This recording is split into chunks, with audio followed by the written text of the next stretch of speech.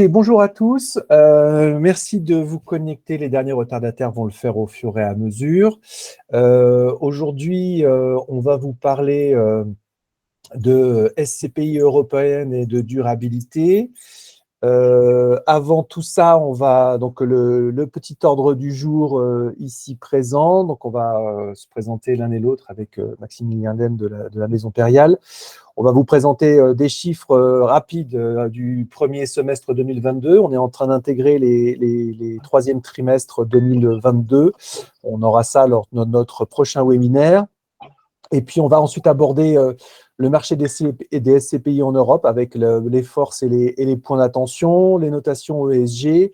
Et ensuite, on passera la main à la Maison Périale, donc représentée aujourd'hui par Maximilien Lem, qui va nous présenter l'approche Périale au niveau, l'approche que peut avoir Périale à travers de ses fonds, l'approche européenne de Périale. Et puis, on a une petite session de questions-réponses qu'on conserve à la fin. Vous pouvez poser vos questions tout au long de la présentation. Deux manières de faire. Alors, les micros sont coupés lorsque vous vous connectez, mais ensuite, derrière, il y a tout à fait la possibilité de pouvoir interagir. Et puis ensuite, on les prendra à la fin de la session pour pouvoir répondre un bloc à l'ensemble des éléments. Maximilien, je te laisse te présenter.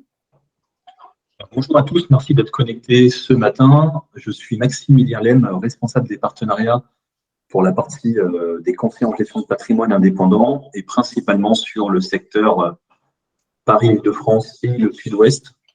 Et c'est vrai que je suis assez content de travailler chez Périale puisqu'on a un positionnement de plus en plus européen et très engagé d'un point de vue extra-financier. Donc, c'est ce qu'on va voir aujourd'hui. Voilà. Parfait, merci Maximilien. Marc Sartori, je suis le président fondateur de la société Deep Invest. On est le premier cabinet d'analyse financière spécialisé sur les SCPI sur le marché. Et en même temps, on est une fintech puisque pour faire toutes ces analyses, on a besoin d'une énorme base de données qu'on a construite avec les années. On propose beaucoup d'outils à destination des conseillers en gestion de patrimoine pour qu'ils puissent faciliter pour leur faciliter leur vie et qu'ils puissent faire des simulations, des allocations, etc. Les deux derniers outils en date sont déjà en ligne. Il y en a un qui permet de voir l'ensemble du patrimoine de tous les fonds avec un petit géomapping. On peut voir directement l'immeuble. Je pourrais vous montrer la démonstration en fin de session si vous le souhaitez. Et puis, on fait aussi maintenant, on a développé tout un volet sur la partie des calculs de frais ex-ante, qui est un relatif cauchemar pour un certain nombre d'entre vous lorsqu'il s'agit d'intégrer ça dans vos rapports de préconisation. Voilà. Une fois qu'on a dit ça, on va commencer à rentrer dans les éléments. Alors, premier élément pour poser un peu le cadre, voilà les derniers chiffres au premier semestre 2022.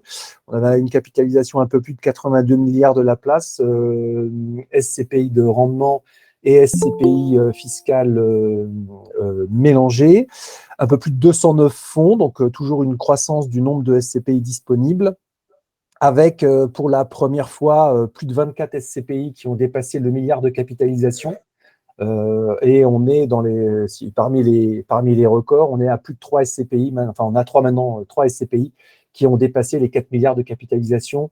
Donc on est vraiment dans un marché qui est en plein essor, avec du coup un besoin pour trier et pour éventuellement regarder comment on pouvait faire toutes ces allocations.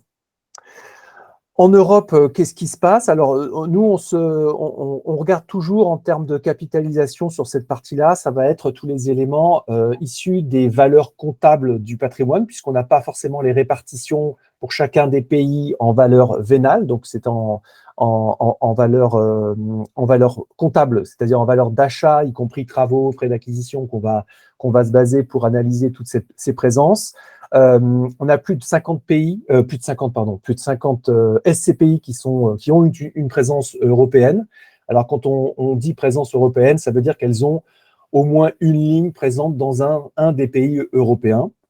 Alors, il y en a certaines, et on va voir ça juste après, qui sont évidemment dans plusieurs pays, et puis d'autres qui sont spécialisées sur quelques pays, ou voire un pays. Au total, en termes de montant investi à l'étranger, on n'est pas très loin de la barre des 10 milliards d'euros de patrimoine acquis à l'étranger. Le taux de distribution des SCPI qui ont une présence au niveau européen est à 4,51, voilà.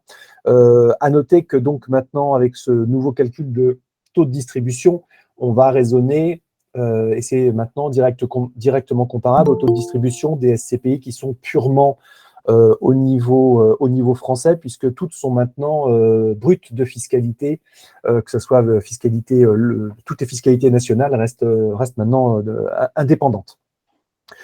Toutes ces SCPI génèrent en moyenne, elles ont un taux d'occupation financier qui est à presque 95%, donc un taux de remplissage qui est plutôt intéressant. Voilà pour le global. Alors là, c'est notre petite carte pour vous montrer les zones d'emprise de l'ensemble des patrimoines. Donc, sur la partie de gauche, vous avez toutes les SCPI qu'on a identifiées comme étant européennes. Et puis, si on remet de côté, alors qui ont aussi une présence française, comme vous pouvez le constater, puis quand on enlève la France de la construction, vous voyez qu'en fait, on a vraiment une distribution alors très diversifiée. Certaines SCPI qui vont vraiment même très très loin au fin fond de la Finlande pour acheter du patrimoine, mais le gros de la troupe est quand même sur les pays limitrophes et c'est ce qu'on va regarder. Donc beaucoup d'Allemagne, les Belgique, Luxembourg, Pays-Bas, tout ça, ce sont des pays qui ont attiré beaucoup d'investissements. Les pays du Sud aussi, avec l'Espagne et le Portugal qui sont dans la liste, avec un petit peu d'Italie. Et puis, on a aussi, et on verra ce que ça peut impacter, l'Irlande et le Royaume-Uni, qui sont aussi dans les listes des SCPI, des pays qui sont dans les targets des gérants français. Donc, la SCPI au niveau européen, elle permet vraiment de donner accès à une couverture, on va dire, multi-pays. Et c'est ça qui est extrêmement intéressant, puisque avant de pouvoir avoir accès à ce genre de pays-là en achat direct d'immobilier, c'est quasiment impossible à faire. Et c'est toute la puissance du modèle SCPI au niveau européen et toute la qualité aussi des gérants qui vont aller sélectionner des patrimoines dans l'ensemble de ces pays qui ont tous des législations différentes, même si on est en Europe, donc ça reste même si c'est en Europe, on a des situations qui peuvent être différentes. Et puis donc avec tout ça, ça peut introduire un certain nombre de contraintes et c'est ce qu'on va voir par la suite. Les pays principaux qui concentrent les investissements, donc là on raisonne toujours en valeur comptable, on est en milliards d'euros, même si c'est marqué avec un grand M, on a oublié le petit DS, mais c'est des milliards. Vous voyez que l'Allemagne, on est presque à 4 milliards sur l'ensemble des presque 10. Donc l'Allemagne, c'est le pays phare des investissements qui concentre beaucoup d'investissements pour l'ensemble de ces SCPI. Juste derrière, on a les Pays-Bas. Et donc, vous voyez qu'en termes de taille de pays, c'est pas toujours proportionnel à la population. Donc, ou alors, ça laisse une énorme possibilité d'investissement en Allemagne, puisqu'on a le Pays-Bas et Belgique, qui vont être les deux pays suivants en termes de ranking. Et enfin, le Royaume-Uni qu'on a mis, qui est toujours en Europe, même si là, depuis quelques mois, ça a l'air de tanguer pas mal pour le continent, enfin pour le Royaume-Uni, on va voir ça dans les limites du modèle, avec d'autres pays comme l'Irlande, la Finlande, la Pologne, l'Espagne et l'Italie qui sont les autres pays phares. Derrière, on a des investissements qui sont beaucoup plus diffus dans un certain nombre d'autres, les pays lettons par exemple, et tous les pays de l'Est. Alors là, c'est un exercice, attention, puisqu'en fait, il y a des recoupements, ce qu'on a fait par pays, par investissements principaux en SCPI, mais il y a un certain nombre de SCPI qui cochent toutes les cases, puisqu'elles vont être à la fois au Royaume-Uni, en Allemagne et en Belgique, mais globalement, on se retrouve à avoir quand même un certain nombre d'informations que l'on peut mettre en avant. Bon, vous voyez que globalement, il n'y a pas d'écart substantiel en termes de TD, puisque souvent, c'est quand même des fonds qui sont communs. On est quand même beaucoup sur de l'investissement qui se fait sur du bureau. Il y a certains segments aussi, il y a certaines SCPI qui se sont spécialisées sur du commerce. On verra ça par la suite. Mais donc voilà, on a globalement l'Allemagne qui truste 37% de la capitalisation en valeur comptable. avec des performances sur ces pays qui sont tout à fait correctes et des acquisitions qui continuent à se faire et qui sont en train de s'amplifier. Alors, peut-être avec des inconnus sur le Royaume-Uni, et ça va être l'occasion pour nous de regarder ça un peu plus précisément sur d'autres segments. Alors, bah, évidemment, honneur au présent, on a PFO2 qui est beaucoup concentré aussi sur certains pays comme toute la zone Belgique et Pays-Bas. Et puis, on a aussi voilà, d'autres activités annexes, comme par exemple, on va avoir du Pierre Val Santé qui va se retrouver aussi dans les pays, par exemple, au Royaume-Uni. On a essayé de regarder aussi les SCPI qui étaient extrêmement concentrées sur certains pays, puisqu'il y en a certaines qui ont décidé de partir au niveau européen, mais tout en se focalisant sur un seul pays. Alors, c'est par exemple le cas pour Eurovalis, où elles ont Eurovalis a plus de 635 millions d'investissements, mais uniquement sur l'Allemagne. Opus Real, pareil que sur l'Allemagne. Bon, Novapierre Allemagne, c'est compris dans le nom, mais c'est que en Allemagne aussi. Donc voilà, il y en a un certain nombre quand même qui sont très fortement dépendantes des pays de un ou de quelques pays. Donc attention quand même à ce qu'il n'y ait pas une bascule, c'est-à-dire que la diversification qu'on peut aller rechercher en partant en zone Europe, elle ne se retrouve pas ultra concentrée sur un seul pays, parce que du coup, la diversification, et c'est le thème qu'on abordera avec Maximilien, la diversification, finalement, si c'est partir en Europe pour rester concentré sur un seul pays, du coup, c'est peut-être pas forcément extrêmement intéressant de se reconcentrer sur un autre pays exclusivement. On a mis quelques acquisitions là pour mémoire, mais vous voyez que c'est des surfaces qui sont quand même tout à fait substantielles. Eurovalis a acheté en Allemagne à plus de 30 000 mètres carrés. On a aussi Elialis, plus de 6 000 mètres carrés qui s'est fait en Espagne. Voilà, on essaye de donner deux, trois échantillons. L'ensemble de ces actualités peut se retrouver sur notre site en fait en faisant un focus fond par fond. On s'est intéressé au délai de session pour regarder si ça avait un impact par rapport aux zones où c'était investi. Donc en termes de liquidité, on n'a aucun sujet sur toutes les SCPI qui vont être spécialisées, santé, éducation, logistique diversifiée, il n'y a pas de problème.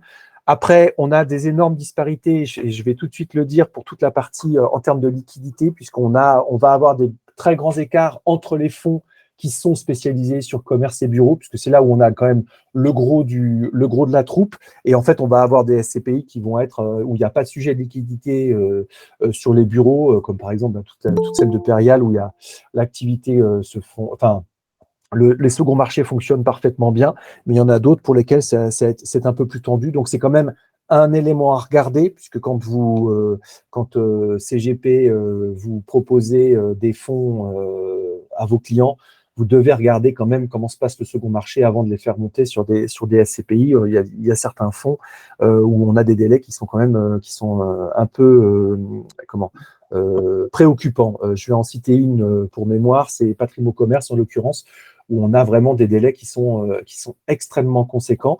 Et donc vraiment des points à surveiller. Et puis le marché du résidentiel, où on est encore sur des liquidités qui sont en dessous de 3 mois. Donc voilà. Donc attention, il y a des très grandes disparités au sein des fonds, donc bien regarder cet élément-là. Et puis ensuite derrière, on a fait les plus grosses collectes, sur l'année passée.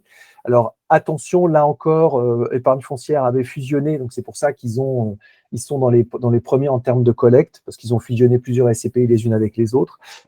Primovie, Pierre Val Santé, là pour le coup, c'est leur collecte à l'année, donc c'est des collectes assez impressionnantes. À regarder quand même sur un certain nombre d'entre elles, puisque par exemple Primovie, qui était censé être de la collecte et de l'investissement purement sur des thématiques santé, on finit par avoir chez Primovie pratiquement 30% du patrimoine qui se retrouve sur des dimensions qui ne sont plus de la santé et qui se retrouvent à mettre du bureau. Donc voilà, il faut vraiment regarder à l'intérieur ce qui se passe pour être bien sûr de bien conseiller vos clients, parce que derrière, vous pouvez avoir quand même des écarts très substantiels entre les fonds qui peut être toujours un petit peu dommageable.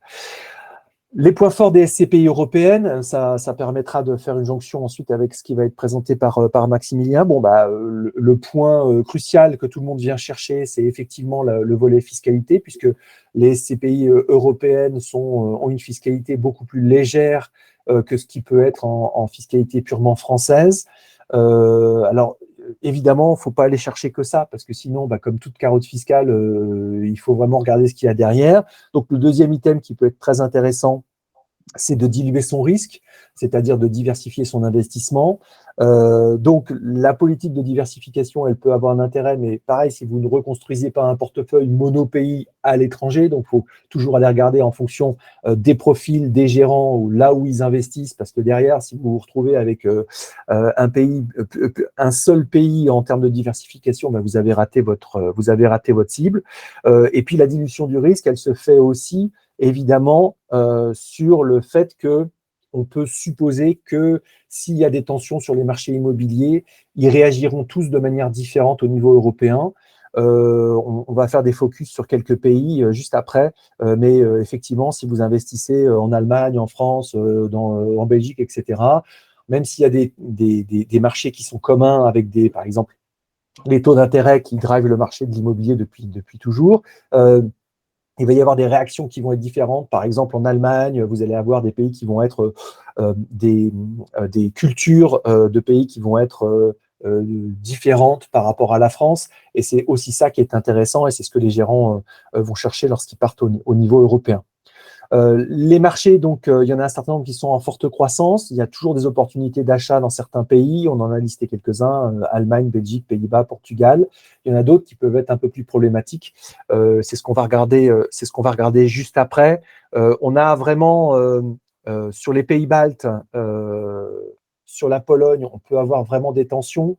Alors, des tensions géopolitiques, parce que c'est quand même des pays qui sont frontaliers avec un pays qui s'appelle la Russie, qui était jusqu'à présent, qui rentrait dans la catégorie des relations amicales et qui, depuis maintenant quelques mois, n'entre plus dans cette catégorie-là. Même s'ils font tous partie de l'OTAN maintenant, ça reste quand même des problématiques de géopolitique qu'on ne s'était pas posées jusqu'à présent, ou du moins qu'on avait un peu évacué de nos têtes tous. Et il faut quand même le garder en tête, plus vous vous rapprochez de pays à risque, l'immobilier ne pouvant pas se déplacer, si vous êtes en zone de guerre, l'immobilier risque d'être détruit. Et donc, il y a des risques en capital qui peuvent se positionner. On a aussi alors l'Angleterre, on l'avait mis, on a fait ça on a préparé nos slides il y a quelques semaines en se disant, oui, l'Angleterre, ça risque d'être un pays à problème. Je pense que les 15 derniers jours ont vraiment montré que le risque du Brexit et les problèmes qu'il pouvait y avoir à ne plus être dans l'Union européenne. L'Angleterre a vu ses taux d'intérêt, je ne sais pas si vous avez suivi l'actualité, mais les taux d'intérêt ont monté de manière assez incroyable. On est pratiquement autour des 4% maintenant, c'est en train de rebaisser un petit peu, mais les impacts gouvernementaux là-dessus ont été très forts. Et en fait, on se retrouve donc avec des pays vraiment à risque, parce que le marché de l'immobilier, comme il y a énormément d'emprunts à taux variables dans ce pays-là, il y a vraiment un risque très substantiel sur ce pays. Et même si, alors on a mis pour mémoire Moody's qui prévoyait qu'il y aurait une hausse rapide des taux immobiliers dans la zone euro, ça pourrait impacter des problèmes économiques, mais on est vraiment sur un pays, l'Angleterre, qui est vraiment, qui devient rouge vif en termes de risque et de contraintes. Je vais avancer pour parler juste de la rentabilité, parce que j'étais un petit peu long. On a 3 grandes thématiques aussi qui sont à regarder. Les effets des changements climatiques qui vont être inégaux entre pays et les problèmes de législation qu'on va regarder juste après. Gardez en tête aussi que le patrimoine et la performance des biens immobiliers vont directement dépendre de la manière dont est produite l'énergie. Je vais vous donner 2 cas. La France, nucléaire, électrique, très peu d'empreinte carbone. L'Allemagne, production gaz, voire charbon, s'ils n'ont plus de gaz cet hiver. Fort impact au niveau de la production de CO2, donc avec des contraintes qui vont être à la clé. Donc voilà, vraiment faut vraiment regarder aussi et prendre cette dimension-là en compte parce que les gérants, évidemment, l'intègrent dans leur démarche et dans les critères qu'ils prennent en compte, mais ils ne peuvent pas tout faire. Et si il y a un pays qui est vraiment tributaire de la production, par exemple la Pologne, c'est quasiment que du charbon pour produire son électricité, forcément, il y aura une empreinte carbone qui sera très mauvaise. Je vais aller très rapidement sur ce volet-là. On a une nouvelle législation qui s'appelle SFDR, qui est la taxonomie européenne qui va impacter l'ensemble des législations européennes. Pour mémoire, vous avez 3 articles, articles 6, 8 et 9. 6, pas écologique du tout. 8, plutôt écologique. Et 9, très écologique. Je le résume comme ça hein, pour aller plus rapidement. Après, derrière, bien prendre en compte que votre devoir de conseil en tant que CGP ne va pas s'arrêter à l'article. Et c'est pour ça que ça va nous faire une transition toute trouvée avec le slide suivant. On a développé chez Diptinvest un algorithme de performance durable. On a un algorithme de performance financière, mais l'algorithme de performance durable qui s'appelle le Diptindex durable, qui viennent tout juste de sortir, puisqu'on en a proposé avec le partenariat qu'on a avec Mieux Vivre Votre Argent. Les gestionnaires de fonds répondent à nos questionnaires de durabilité. Perial, en l'occurrence, a répondu à l'intégralité des questionnaires cette année. Et la pertinence de notre Diptindex durable, c'est qu'en fait, il va être indépendant du pays européen. Et donc, par exemple, on a mis 2 SCPI qui font partie des premières de notre classement de durabilité cette année.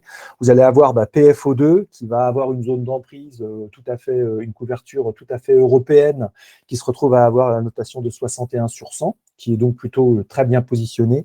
Et on va pouvoir faire le parallèle avec, par exemple, une SCPI purement française comme Kianeos de Normandie, qui se retrouve aussi à avoir 61 sur 100 avec un gros travail de rénovation sur son patrimoine. Et ce qui est intéressant, c'est de voir que justement avec nos Diptindex durables, vous vous retrouvez avec une échelle de référence qui vous permet vraiment de remplir votre devoir de conseil par rapport à cette analyse extra-financière et donc de cocher les cases quand vous proposez les éléments à vos clients. Vous avez les informations pour leur dire au niveau durabilité, ce n'est pas vous qui le dites, ce n'est pas un label ou autre chose. On a une analyse très précise et très fournie de ce qui se passe à l'intérieur de ces fonds et du patrimoine de ces fonds. J'ai été un petit peu long, Maximilien, mais je te passe la parole pour que tu puisses à ton tour nous présenter la vision de Perial. Déjà, merci Marc pour cette belle introduction. Et effectivement, elle va dans le sens de la présentation d'aujourd'hui. La démarche européenne, la démarche environnementale, finalement, c'est un couple aujourd'hui qui s'exprime de plus en plus dans le monde de la SCPI. Et on a vu la part grandissante des maisons de gestion qui investissent en Europe et qui ont une approche de plus en plus environnementale via l'utilisation des critères ESG. Premièrement, on va commencer par présenter Perial. Perial est une entreprise indépendante à capitaux familiaux qui a 55 ans d'expérience. Entreprise familiale avec un savoir-faire, une société de gestion qui a lancé la première SCPI en décembre 1966. Cette force, cette expérience, on la déploie depuis toujours et j'ai envie de vous dire qu'on a pu démontrer qu'on avait su passer des mutations de l'immobilier, passer des différentes crises économiques et financières. Et aujourd'hui, notre position, c'est d'avoir une vision 360 de l'immobilier. 180 collaborateurs, 55 ans d'histoire, et on a été aussi la première société de gestion à intégrer l'utilisation des critères ESG sur l'intégralité de nos fonds depuis 2009, donc depuis le lancement de la SCPI PFO2. Quelques chiffres, 6 milliards d'euros sous gestion, plus de 500 immeubles, plus de 1400 locataires. Elle est là aussi la richesse des SCPI, c'est cette forte mutualisation. Et aujourd'hui, Perial, c'est 4 SCPI ouvertes à la commercialisation, une nouvelle SCI qui a été lancée récemment qui s'appelle Perial Eurocarbone. Donc, c'est un fonds bas carbone destiné au contrat d'assurance vie. Et chaque année, Perial se distingue par une évolution de son patrimoine immobilier. Et là, c'est assez original puisque ça va dans le sens de la première partie qu'a présentée Marc. Perial, entreprise familiale, indépendante, qui a 55 ans, qui a toujours fait de la SCPI, historiquement, on était 95% de bureaux et on était 100% France. Et aujourd'hui, Perial, 7 ans plus tard, on est devenu un acteur de plus en plus diversifié d'un point de vue sectoriel, avec principalement la thématique hospitalité qui est en train de prendre une partie considérable. C'est plus de 800 millions du patrimoine global. C'est de la santé, de l'éducation, des EHPAD, des cliniques, des résidences seniors. C'est une approche beaucoup plus sociétale et démographique de l'immobilier. Et on va de plus en plus en Europe, puisqu'il y a quelques semaines, nous avons officialisé la barre du milliard d'euros investis en France. Perial en Europe, c'est 1 milliard d'euros. Perial en Europe, c'est uniquement des grandes métropoles européennes, c'est-à-dire qu'on investit dans les grandes métropoles, les centres-villes, près des transports en commun, là où effectivement il y a de l'emploi, une connectivité, une forte demande locative et un marché qui est plus ou moins prudentiel et résilient. Le top 5 Pays-Bas, Milan pour l'Italie, Valence, Madrid, Barcelone. Nous, chez Perial, on a une conviction forte, c'est la métropolisation de l'économie. C'est là où il y a des grandes entreprises, c'est là où il y a une parfaite connexion Internet, transport en commun, accessibilité. Et pour nous, c'est comme ça, en tout cas, qu'on va chercher l'Europe. C'est avec des frontières voisines et avec des pays qui ont des économies solides. Autrement dit, faire de l'Europe, c'est bien, diversifier, c'est bien, mais se préoccuper aussi de l'immobilier, c'est très important, parce que n'oubliez pas, l'AICPI, c'est de l'immobilier. Et qui dit immobilier dit être capable de mesurer l'évolution de son patrimoine avec des critères quantifiables et mesurables. Sur l'intégralité de nos immeubles, c'est-à-dire les plus de 500 immeubles que nous possédons, on a ventilé une analyse de 60 critères ESG. On est capable de mesurer les matériaux, les contrats d'énergie, les consommations d'eau, l'impact carbone, la biodiversité, la végétalisation, l'accessibilité, vélo, trottinette, personnes à mobilité réduite, la santé, le confort, le bien-être, l'accessibilité, la relation avec les parties prenantes, avec les locataires, le property manager de l'immeuble. C'est pour nous l'unique moyen d'assurer une résilience de notre patrimoine immobilier, de lutter contre l'obsolescence du patrimoine immobilier, mais surtout, je pense que c'est le seul moyen de fidéliser les locataires, de conserver une attractivité locative et d'avoir des immeubles qui, le jour où ils seront sur le marché de la revente, conserveront une valeur vénale relativement importante et très faiblement dégradée. Notre philosophie, elle est best in progress sur l'intégralité de nos fonds. Qu'est-ce que ça signifie? Perial, cette année, en 2022, on devrait investir plus d'1 milliard d'euros sur l'immobilier d'entreprise, à savoir qu'on n'a jamais atteint un tel niveau d'investissement, et ça passe par un cahier des charges précis et transparent. Uniquement des immeubles récents, uniquement des immeubles avec un potentiel d'amélioration d'énergie, uniquement des grandes métropoles économiques, avec une gestion des consommations d'eau, d'énergie et d'impact carbone mesuré. Avant même d'acheter un immeuble, on définit un programme de travaux qui est budgétisé et accompagné dans le temps. Donc ça, c'est vraiment un moyen de créer de la performance dans la durée. Et c'est surtout aussi la relation directe avec nos locataires qui a beaucoup de sens. Vous l'avez vu dans la slide précédente, on a un objectif, c'est le label ISR sur l'intégralité de notre gamme. Ensuite, nous avons entendu beaucoup de choses sur la SCPI. Ça achète beaucoup, on ne sait plus ce qu'il y a dedans, il y a une bulle immobilière, c'est en train de se diluer. Plus les SCPI vont acheter d'immeubles, plus elles vont diluer leur performance. Effectivement, c'est une des grandes craintes aujourd'hui et on voit comment les maisons de gestion ont réagi sur le marché.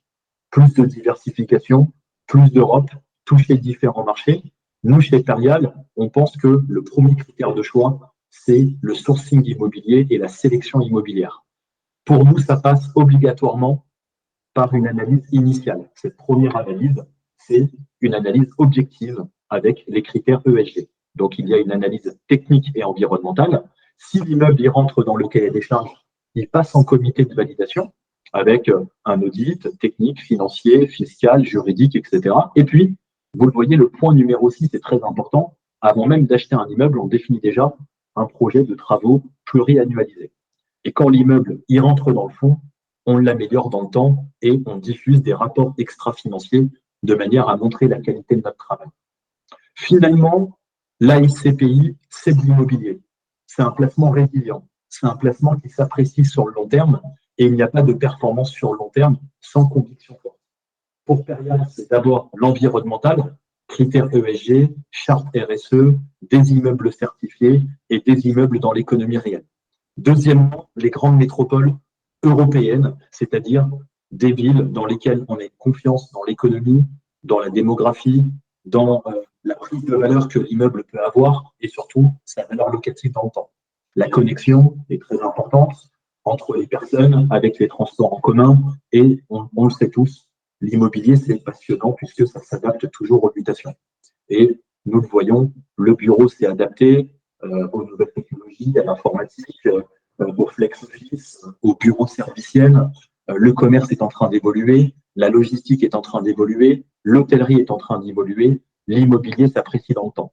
Et chez Perial, pour répondre à cela, nous avons 4 SCPI complémentaires, c'est-à-dire qui sont plus ou moins adaptés à chacun des profils, puisque nous avons une première SCPI sur la dynamique du Grand Paris qui s'appelle PF Grand Paris, donc une SCPI qui a 55 ans, qui investit dans le marché des bureaux, principalement dans une stratégie d'aller capitaliser le Grand Paris Express.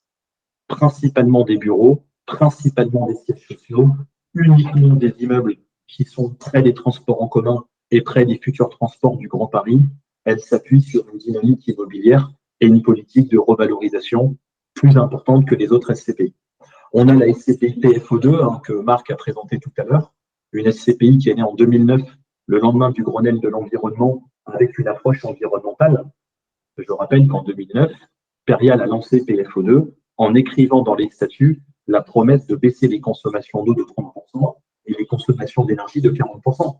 Finalement, ça a tout son sens aujourd'hui, puisque les réglementations avec le décret tertiaire immobilier vont naturellement intégrer ces promesses, l'eau, l'énergie, l'impact carbone, etc. C'est un vrai succès, 2,8 milliards d'euros. Ensuite, on a un véhicule plus diversifié, puisque les partenaires avaient besoin d'avoir des produits diversifiés pour ne pas mettre tous les œufs dans le même panier, bureau, santé, commerce, logistique, une approche européenne, puisqu'on a 40% d'Europe sur PFO, et l'histoire de PFO, c'est une SCPI qui est passée historiquement d'une SCPI de bureau à une SCPI diversifiée pour répondre aux nouveaux cahiers des charges et aux attentes des épargnants.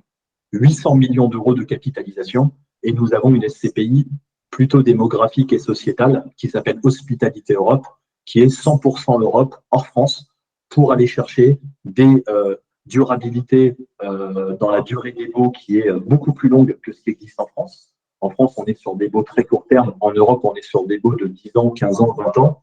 Et on est surtout sur une SCPI qui exclut les bureaux et les commerces pour aller chercher plutôt de l'immobilier d'exploitation. Donc ça, la force de Perial, c'est son savoir-faire, c'est son historique, c'est la gamme complémentaire de 4 SCPI qui répondent à plusieurs objectifs. Et vous allez voir que Perial est en phase avec le marché. Le marché, aujourd'hui, il est très particulier. Nous avons, dans un premier temps, une inflation très élevée. On est à des niveaux d'inflation équivalents aux années 80. Et vous voyez que les analyses d'Oxford Economics montrent qu'en 2024-2025, il pourrait y avoir un retour à la normale. Ceci étant dit, une forte inflation, c'est très favorable à la SCPI puisque les bons sont indexés sur l'inflation. Et d'un autre côté, on a une remontée des taux d'intérêt qui n'est ni plus ni moins qu'un retour à la normale, puisque quand les taux étaient négatifs, on le savait tous qu'il fallait profiter de ce moment. Qui dit forte inflation dit avantage pour la SCPI, qui dit remontée des taux d'intérêt dans le temps signifie plutôt difficulté à maintenir les valorisations de l'immobilier, avoir une capacité à acheter de l'immobilier de qualité dès le départ pour éviter effectivement une dégradation des valeurs, et surtout forte inflation, remontée des taux, méga volatilité des marchés financiers. Et c'est là que la SCPI pourra tirer son épingle du jeu. Pourquoi Perial a une approche haute couture de l'immobilier? On a des analyses macroéconomiques, notamment sur le niveau des loyers prime dans les grandes métropoles européennes, celles que cible Perial, et vous voyez que les locataires sont prêts à payer des loyers plus chers quand l'immeuble est bien localisé et quand l'immeuble est de qualité. 25 marchés européens montrent que plus l'immeuble est prime, plus il se loue cher et plus vous savez qu'il augmente en valeur. Et vous voyez qu'à Paris, à Milan, en Allemagne, à Amsterdam, à Madrid, à Lyon, à Barcelone, cette règle se confirme. Très intéressant, les loyers sont à des niveaux plus élevés qu'en 2019. Et là, on voit un vrai retour à la normale. L'immobilier, c'est robuste, c'est solide, c'est corrélé à l'inflation. Et on voit finalement que l'univers de l'immobilier, il est de plus en plus diversifié et il est surtout reparti à un niveau très fort, puisque l'hôtellerie progresse, le commerce progresse, les bureaux progressent, le retail progresse, la logistique progresse. Finalement, la SCPI et l'immobilier tertiaire est ressorti gagnant du Covid, puisqu'il a regagné la confiance des investisseurs. Il est beaucoup plus dans une démarche best in progress. C'est un peu ce que met Perial en avant depuis de nombreuses années. Et il est de plus en plus diversifié et de plus en plus européen. Et là, c'est la vraie force aussi de Perial, c'est que depuis 2017, on diversifie notre patrimoine au maximum et on va de plus en plus en Europe, preuve qu'on est en phase avec le marché et avec les évolutions de marché. Pourquoi diversifier? Historiquement, le bureau, c'était 70% de l'immobilier tertiaire en Europe. Et aujourd'hui, ça se diversifie de plus en plus. On voit plus de codes couleurs, hein. Le commerce, la logistique, l'hôtellerie, le co-living, l'habitation, la santé, les résidences-services. Finalement, la SCPI, c'est devenu un vrai millefeuille immobilier. Et dans la gestion de Perial, on a à cœur d'avoir une gestion mutualisée, diversifiée, millefeuille immobilier, hein, 100 immeubles, 400 locataires, 200 immeubles, 500 locataires. C'est là la vraie force des SCPI. Et sans ça, on ne peut pas se préoccuper uniquement de la diversification, uniquement de la mutualisation, c'est-à-dire plusieurs pays européens avec des frontières voisines, plusieurs immobiliers pour toucher à plusieurs classes d'actifs, bureaux, commerce, santé, éducation, etc., sans avoir un minimum de préoccupations extra-financières. Et la durabilité de l'immobilier, l'Europe, la diversification et la SCPI, finalement, ça forme un bloc solide et c'est comme ça qu'on est persuadé qu'on fera des performances demain. Vous le savez, quand on investit en SCPI, le temps est long. La durée de conservation des SCPI est très longue. Sur PF Grand Paris, on s'engage à respecter des indicateurs extra-financiers et à mettre un axe prioritaire à la biodiversité urbaine, c'est-à-dire de rajouter du végétal autour des immeubles et sur les terrasses, etc., dans un secteur qui est ultra urbanisé. Sur la SCPI PFO2, depuis sa création, on s'engage à baisser les consommations d'eau et à baisser les consommations d'énergie. Donc finalement, c'est une SCPI toujours plus environnementale, toujours plus verte, toujours plus proche du best in progress et avec une démarche de plus en plus européenne aussi sur la SCPI PFO2.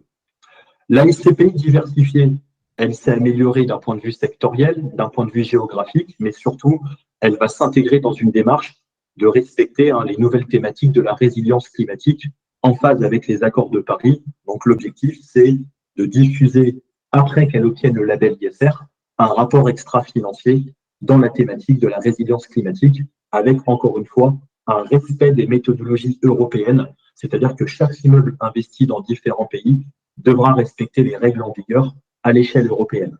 Et pour PF Hospitalité Europe, on est aussi dans une démarche de labellisation à très court terme, avec un KPI d'améliorer les critères ESG et puis d'avoir une dimension sociale et sociétale, puisque c'est l'objectif de PF Hospitalité Europe. Perial a 55 ans. Perial est une entreprise indépendante à capitaux familiaux, une remise en question constante pour s'adapter aux mutations. Perial était historiquement un acteur français 100% dans le bureau. Aujourd'hui, Perial, c'est un acteur diversifié et un acteur européen. Donc, nos SCPI sont en phase aujourd'hui d'être dans le cahier des charges et de répondre aux attentes des investisseurs. Quelle performance attendre sur nos SCPI? On va commencer par PF Grand Paris, une SCPI de bureau qui, elle, pour le coup, ne se diversifie pas en Europe, mais s'intègre dans une démarche environnementale affirmée. PF Grand Paris, c'est plus d'1 milliard d'euros, 111 immeubles, 430 locataires. C'est une SCPI qui va aller chercher la dynamique du Grand Paris 2025-2040 avec les nouveaux transports en commun. Un rendement autour de 4,50, 4,40, c'est ce qu'on pourrait envisager en 2022, donc plutôt en phase avec la performance de 2021. Et l'objectif de PF Grand Paris, c'est la dynamique immobilière pour aller chercher le premier marché des bureaux en Europe et le troisième marché des bureaux au monde. Notez la performance 5 ans qui est proche de 8%, la performance 55 ans qui est proche de 10%. On est vraiment sur une SCPI créatrice de valeur, puisque l'objectif, c'est d'acheter des immeubles au plus près des nouveaux transports en commun du Grand Paris de demain, Puteaux, Rueil-Malmaison, rue du Faubourg Saint-Honoré. Donc, c'est vraiment une SCPI qui va diversifier son patrimoine dans les différents départements du Grand Paris en phase avec la dynamique immobilière. Les derniers investissements, c'est en Péri-Défense avec Orange, un très bel immeuble multilabellisé, Boulogne-Billancourt avec Yoplait et le conservateur. Nous avons acheté un immeuble pareil, proche de la Défense, mais qui fait moins de 10 étages, assez rare dans ce périmètre, 46 millions d'euros, 10 ans de bail ferme. Groupama Campus à Nanterre, 8 ans de bail ferme. Et il y a quelques jours, on l'a annoncé, nous avons le locataire Equance qui va intégrer l'immeuble Nest à Courbevoie, 117 millions d'euros. On est vraiment sur l'immobilier de bureau de demain, serviciel, moderne, accessible dans la communauté, qui offre une expérience client aux locataires et aux personnes qui auront l'occasion de s'y rendre. Donc, beaucoup d'immeubles signature, beaucoup d'immeubles diversifiés en termes de taille, en termes de géographie, toujours dans une approche environnementale. Pour la SCPI PFO2, ça a du sens. Elle est née en 2009, le lendemain du Grenelle de l'environnement, des bureaux, des sièges sociaux, des grandes métropoles européennes, 200 immeubles, 570 locataires. Et l'objectif de PFO2, c'est toujours plus d'Europe, toujours plus de grandes métropoles dans une démarche d'amélioration du patrimoine immobilier. Objectif de performance en 2022 entre 4,50 et 4,60, en phase avec les chiffres de 2021, et une SCPI qui améliore son patrimoine dans le temps avec des immeubles vitrines, Orange à Arcueil, Vodafone au pied des transports en commun de la grande métropole Yenne-Lorraine, le Sky Center à Marseille pour la somme de 250 millions d'euros, qui a été élu un des plus beaux gratte-ciel du monde en 2021, un Club Med en Savoie, et puis le siège social du BFM TV italien, le canal 24 heures à Milan, un immeuble serviciel moderne avec une grande signature de locataires et presque 9 ans de bail ferme. Vous le voyez, hein, PF Grand Paris, PFO2, c'est les mastodontes de la gamme, des gros véhicules de bureau qui s'adaptent à la mutation des bureaux, qui s'adaptent aux attentes environnementales des grands locataires, des attentes d'un point de vue serviciel. Hein, donc, on va beaucoup parler des critères ESG. Pour PFO, c'est la diversification, c'est la performance et c'est l'Europe qui va être mise en avant, puisque c'est une SCPI doublement diversifiée d'un point de vue sectoriel et géographique, 140 immeubles, 330 locataires, 5% de rendement en performance cible, avec surtout, vous le voyez, l'objectif, toujours plus d'Europe, 60% d'Europe à terme. Je rappelle que l'Europe, c'est un moyen pour Perial d'avoir des niveaux de rendement plus élevés que dans les grandes métropoles françaises. Hein. À Amsterdam, Madrid, on a des niveaux de rendement plus élevés qu'à Bordeaux et à Lyon, mais aussi et surtout, on a des durées des baux qui sont extrêmement longues et qui offrent beaucoup de sécurité et de visibilité sur les encaissements de loyers et la fidélisation des locataires. L'objectif de PFO, c'est aussi le label ISR avec des immeubles signature dans les grandes métropoles. À côté d'Amsterdam, on a un siège social de 4 grands groupes internationaux. On a investi beaucoup à Marseille aussi cette année avec le centre-ville, le Sky Center et un petit casino. On s'appelle à acheter que des immeubles avec un rendement acte en main à 5% ou plus de 5%. Donc ça, c'est vraiment la stratégie de PFO, plus de performance, plus d'Europe et des critères ESG qui vont être de plus en plus affirmés. Pour finir, Hospitalité Europe, le bébé de Perial, 250 millions d'euros en moins de 2 ans d'existence, 18 immeubles et 18 exploitants à date, parce que là j'ai les chiffres au 30 juin, et l'objectif de PF Hospitalité Europe, c'est d'aller au-delà de l'immobilier, c'est de répondre à toutes les grandes problématiques démographiques du XXIe siècle, le vieillissement de la population, les maladies infantiles. C'est une SCPI très sociétale qui vise un label ISR fin 2023, 100% de taux d'occupation, 14 ans la visibilité sur la durée des baux, et c'est surtout une SCPI qui va beaucoup plus loin que le bureau et le commerce, puisque l'objectif, c'est l'immobilier d'exploitation pour répondre au déplacement des populations dans les grandes métropoles européennes, avec des résidences étudiantes, des résidences seniors, des hôtels sur la côte espagnole, donc des immeubles avec des beaux long termes et des niveaux de rendement assez élevés. Et en 2022, on a mixé les immeubles santé, hôtellerie 5 étoiles et santé en Allemagne avec des beaux 25 ans, 17 ans, 20 ans ferme. C'est vraiment l'approche acyclique et structurelle et démographique qu'on a voulu mettre en avant. Pour finir cette présentation, pourquoi investir dans les SCPI de Perial et pourquoi nous faire confiance? Je pense que les SCPI s'intègrent dans une démarche patrimoniale globale. Ce n'est pas un produit qui va en confrontation de l'assurance vie, de l'immobilier physique ou de l'immobilier locatif. Je pense que la SCPI, elle a beaucoup de sens aujourd'hui. Déjà, c'est un placement qui est extrêmement méconnu. On a vu des stats de la Banque de France. 75% des épargnants ont un livret A, 40% des épargnants ont un contrat d'assurance vie et moins de 10% des épargnants ont des parts de SCPI. Ce qui est assez étonnant puisque la SCPI, depuis de nombreuses années, elle a un couple rendement-risque intéressant et elle permet 2 avantages. la valorisation et la distribution de revenus pour un investissement en pleine propriété, ou bien un investissement en démembrement, principalement en nue propriété, pour acheter ses parts avec une décote et puis attendre le remembrement des parts pour préparer un besoin de revenus futurs, etc. Donc ça, chez Perial, on a une force, c'est qu'on a des revenus réguliers, c'est qu'on a des SCP avec de l'immobilier très haut de gamme, donc qui conserve une valorisation et qui parfois l'améliore. C'est principalement ce qui est recherché quand on investit en pleine propriété ou en démembrement. N'oubliez pas que pour la pleine propriété, la fiscalité est un sujet très important. C'est pourquoi aussi PFO aura 60% d'Europe en 2025.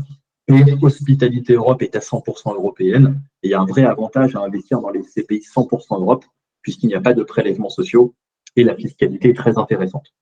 Autre point, pour finir, toutes nos SCPI ont un objectif d'améliorer l'immobilier. PFO2 dans les consommations d'eau et d'énergie, PF Grand Paris dans la biodiversité urbaine, Perial Eurocarbone dans la recherche d'amélioration de l'immobilier d'un point de vue décarbonation. Et ça, c'est vrai que le cahier des charges de Perial est assez transparent, assez précis, et on est en réalité la première société de gestion pionnière à s'être préoccupée de ces critères-là. Et surtout, tout notre patrimoine immobilier s'engage à être respectueux de l'environnement, de respecter les ressources naturelles. On identifie les problématiques d'inondation, d'attentats terroristes, de tremblements de terre. On a vraiment vocation à rendre vertueux le patrimoine immobilier et surtout, on a une vraie analyse climatique sur l'intégralité de nos patrimoines et on sait que de plus en plus, l'immobilier va être concerné par les risques climatiques, les risques terroristes, l'impact carbone, la décarbonation, les consommations d'eau et d'énergie. Demain, finalement, le cahier des charges est très simple. Un immobilier meilleur, un immobilier plus serviciel, des SCPI toujours plus diversifiées et toujours plus européennes, un immobilier engagé dans une démarche environnementale, sociétale et de gouvernance. Et c'est comme ça que Perial créera les performances financières de demain. Donc, je vous invite à enregistrer mon numéro de téléphone ou à m'envoyer un mail si vous êtes partenaire CGP indépendant et que vous ne travaillez pas encore avec Perial. Vous pouvez aussi m'ajouter sur LinkedIn et je m'occupe du secteur Paris et sud-ouest de la France. Donc, merci à tous de votre attention.